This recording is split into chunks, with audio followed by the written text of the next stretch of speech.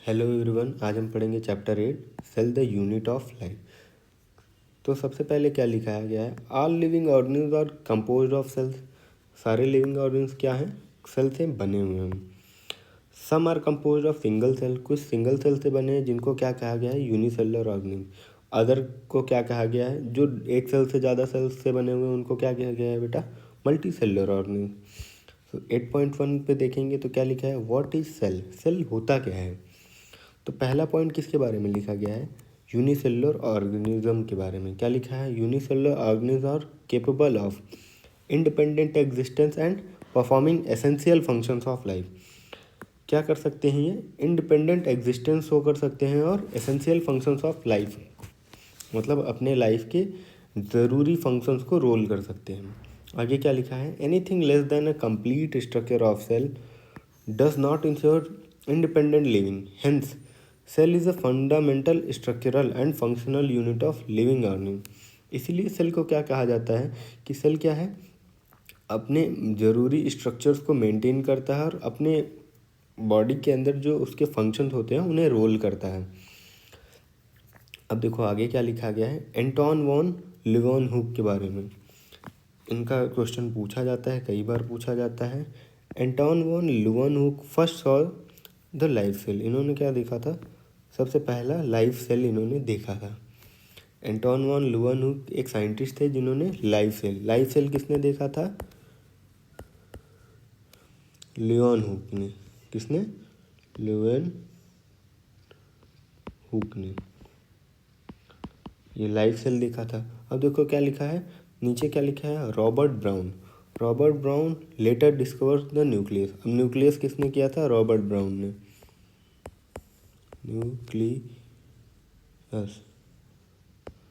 Nucleus किसने लिखा था, रॉबर्ट ब्राउन ने।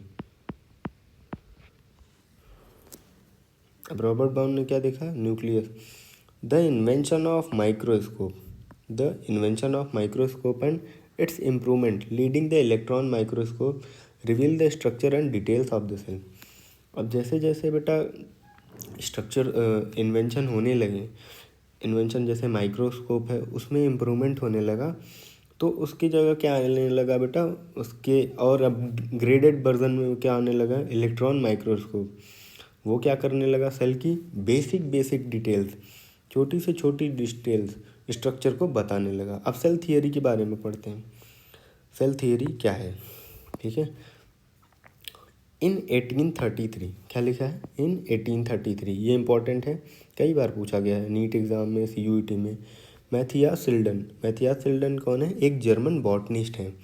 इन्होंने क्या एग्जामिन किया, a large number of plants and observe all plants are composed of different kind of cells which form the tissues of plants.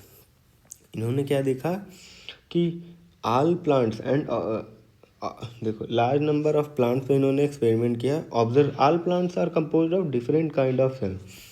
सारे जो प्लांट्स के सेल हैं वो अलग अलग टाइप के, सारे जो प्लांट्स के सेल हैं वो अलग अलग टाइप के हैं, ठीक है। और वही जो सेल हैं वो बड़े होके क्या बना रहे हैं, टिश्यूज़ ऑफ द प्लांट। क्या बना रहे हैं बेटा, टिश्यूज़ ऑफ द प्लांट। क्या बना रहे हैं, tissues of the plant. At about the same time, अब उन्हें उनके बाद क्या है, थियोडोर सोन। इनके बारे में याद रखना कि कौन बॉटनिस्ट था, कौन जियोलॉजिस्ट था। तो कौन थे, मैथियास सिल्डन का थे, जर्मन बॉटनिस्ट थे, और थियोडोर सोन क्या थे, ब्रिटिश जूलॉजिस्ट थे, ठीक है। अब इन्होंने क्या किया, ये डिफरेंट जूलॉजिस्ट हैं तो एनिमल सेल पे पढ़ेंगे, इन्होंने एनिमल सेल पे पढ़ा।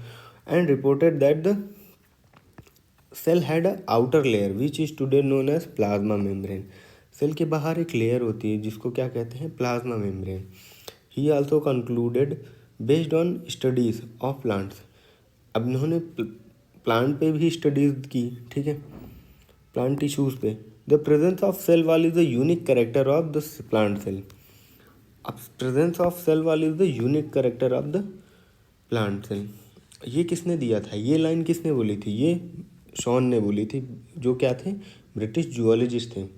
अब इन्होंने प्लांट, अब देखो जूलॉजिस्ट थे लेकिन उन्होंने क्या देखा कि the presence of cell wall is a unique character of plant cell. इन्होंने देखा कि जो सेल वॉल है प्लांट सेल की यूनिक करेक्टर है सेल की।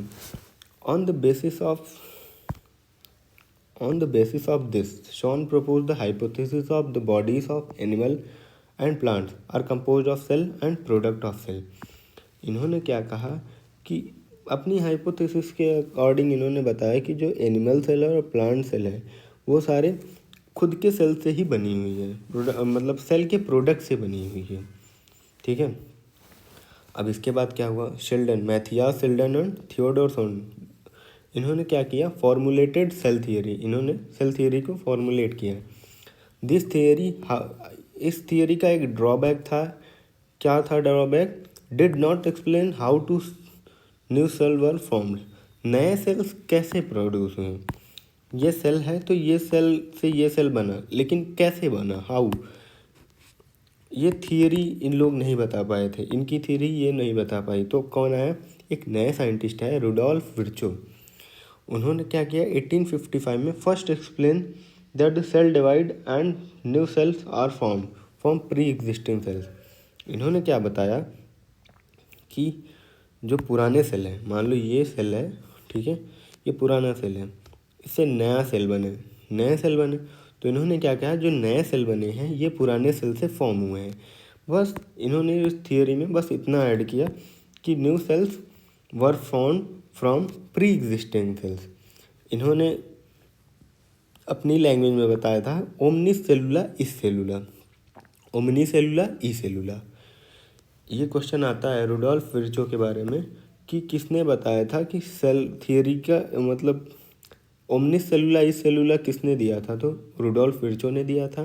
ठीक है, बॉटनिस्ट कौन थे, तो बॉटनिस्ट मैथियास शेल्डन थे जो कि जर्मनी के थे, और जूलॉजिस्ट कौन थे, थियोडोर शॉन, शॉन, ये क्या थे, जूलॉजिस्ट थे। ठीक है, और आर विर्चो यानी रुडोल्फ विर्चो क्या थे, उन्होंने फर्स्ट एक्सप्लेन किया था that cell divide from pre existing cell. ठीक है, he modified the hypothesis of Schleiden and Schwann to give a cell theory and final shape. इन्होंने क्या किया था, सेल थियरी को एक फाइनल शेप दिया था। सेल थियरी अंडरस्टैंड आज के ज़माने में कैसे समझ जाते हैं, all living organism are composed of cells and product of cell. जो लिविंग ऑर्गेनिज्म है वो सेल के प्रोडक्ट से बना है या सेल से बना है। ठीक है, all cell arise from pre existing cells, ये किसने दिया था, ये किसने दिया था, आर विर्चो ने। किसने दिया था, आर विर्चो ने, RW लिख दे रहा हूँ, रुडोल्फ विर्चो। अब पढ़ते हैं overview of cell. An overview of cell, you have earlier observe that the cell in an onion peel, onion के छिलका हो या फिर ह्यूमन चीक सेल हो, अंडर द माइक्रोस्कोप, अगर कभी देखो उसको, ठीक है, let us recollect their structure, उनके स्ट्रक्चर को रिकलेक्ट करते हैं। The onion cell which is a typical plant cell, onion क्या है, वेजिटेबल है, तो उसको एक तरीके से प्लांट सेल में कंसीडर किया जा रहा है। जो उसकी बाउंड्री है उसके बारे में अगर देखा जाए तो क्या लिखा है, just a distinct cell wall and its boundary. अगर उसको कंपैरेटिवली देखा जाए एनिमल सेल को प्लांट सेल से, तो दोनों में डिफरेंट है। ठीक है, दोनों सेल्स डिफरेंट हैं।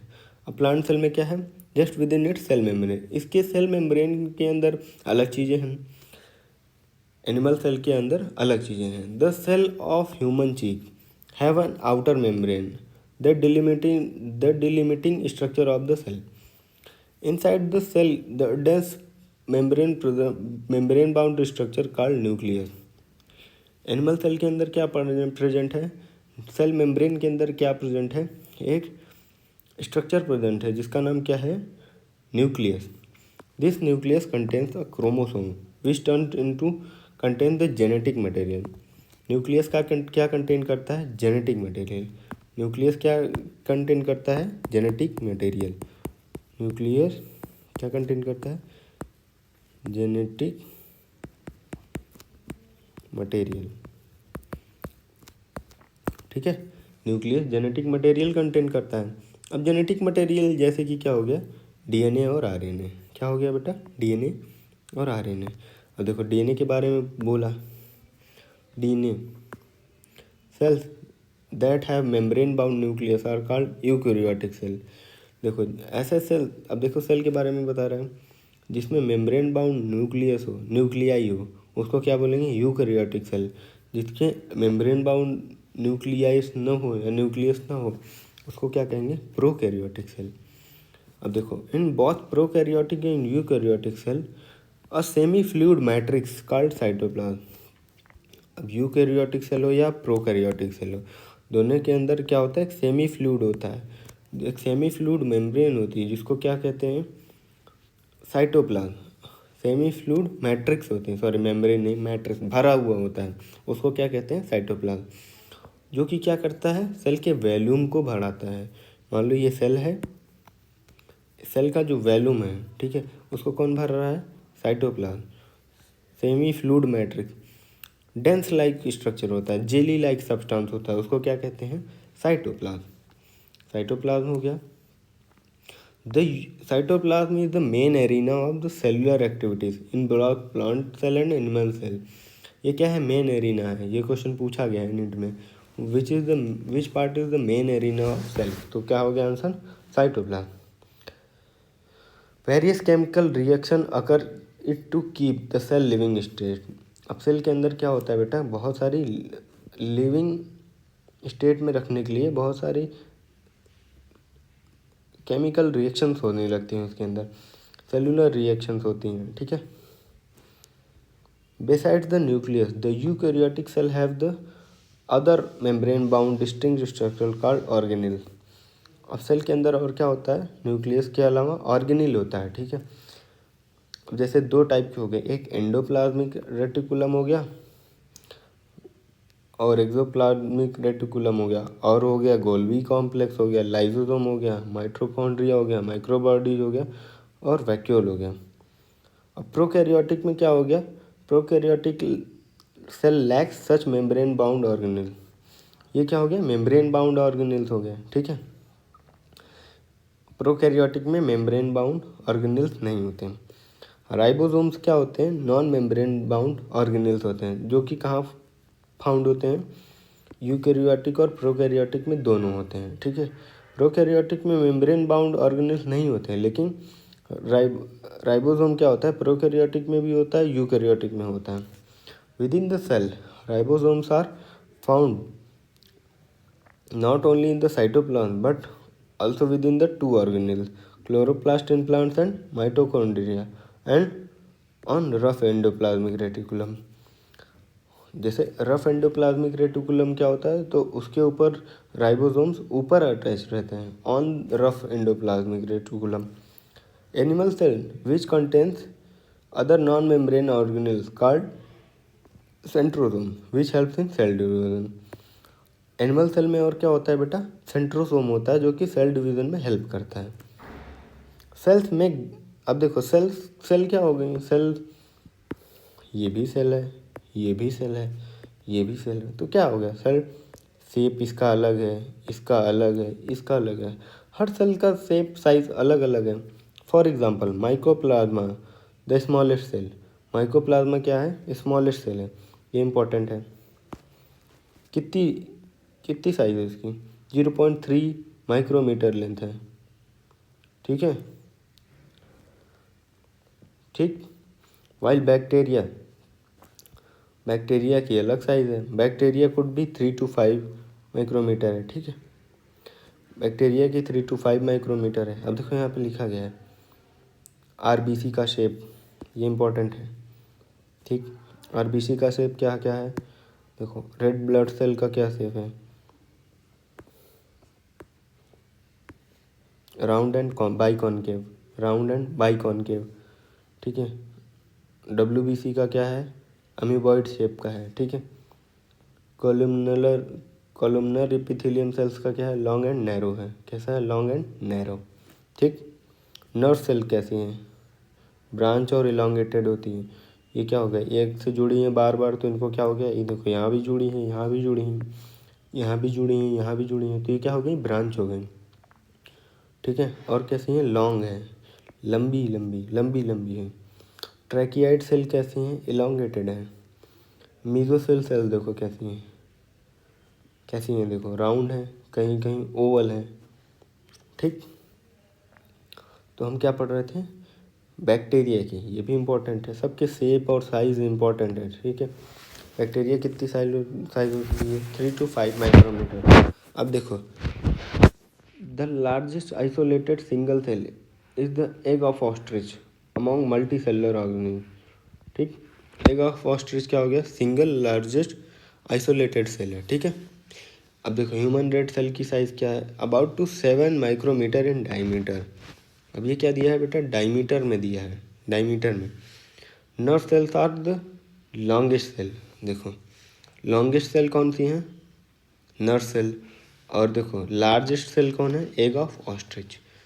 ठीक, cells are very in greatly in their shape. अब इनके शेप अलग अलग हो सकते हैं, जैसे कि डिस्क लाइक हो गया, पॉलीगोनल हो गया, कॉलमनर हो गया, क्यूबॉइडल हो गया, थ्रेड लाइक हो गया, इरेगुलर हो गया, बहुत सारे अलग अलग शेप के हो गए। अब दूसरा सेल देखो, पहले क्या पढ़ते हैं? Prokaryotic cell. ठीक है, प्रोकैरियोटिक सेल्स क्या होते हैं? Prokaryotic cells are represented by bacteria, BGA blue green algae, mycoplasma, PPLO, pleuropneumonia like organism. They are generally smaller in, देखो स्मॉलर इन साइज होते हैं। ठीक है, जल्दी से मल्टीप्लाई हो जाते हैं।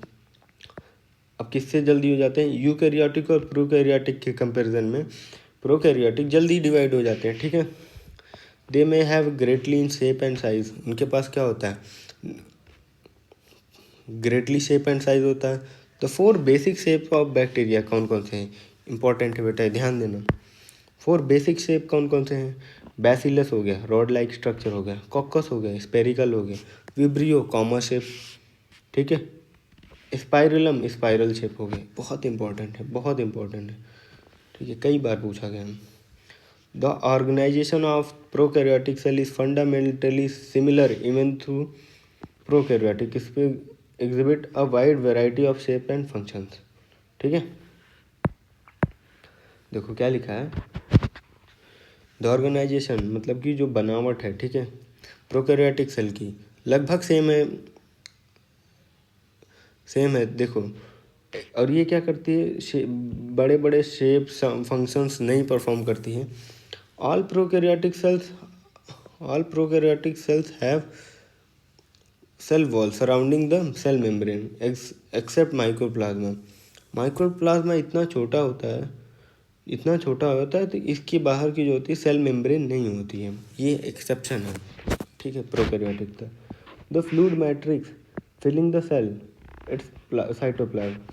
अब देखो साइटोप्लाज्म अभी भी बताया था। ठीक है, क्या होता है कि सेल के अंदर जो फ्लूइड मैट्रिक्स होता है वो क्या हो गया बेटा? साइटोप्लाज्म हो गया। देयर इज़ नो फिक्स या फिर वेल डिफाइंड न्यूक्लियस। इनका कोई वेल डिफाइंड न्यूक्लियस नहीं होता या फिर कोई फिक्स न्यूक्लियस नहीं होता। Genetic material is basically naked. Genetic material कैसा होता है बेटा? नेक्ड होता है। किस में होता है? प्रोकैरियोटिक में। Not envelope by a nuclear membrane. इनके अंदर क्या होता है? जो जेनेटिक मटेरियल हो गया, मान लो ये डीएनए हो गया, ठीक है, आरएनए हो गया, ये नेक्ड होते हैं। कैसे होते हैं? नेक्ड होते हैं। किसमें? प्रोकैरियोट में। ठीक है, क्या लिखा है?